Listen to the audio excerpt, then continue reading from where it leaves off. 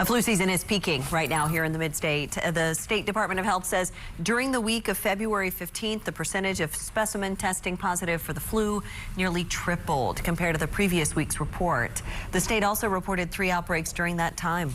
The CDC also says that flu activity is still high in Tennessee compared to other states, but we should soon crest this flu season.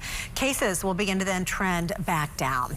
The CDC says February is the most common month to see peak flu activity. It tends to taper off after that, so let's just hope for the best. High activity is less common in March and then very unlikely by April. Certainly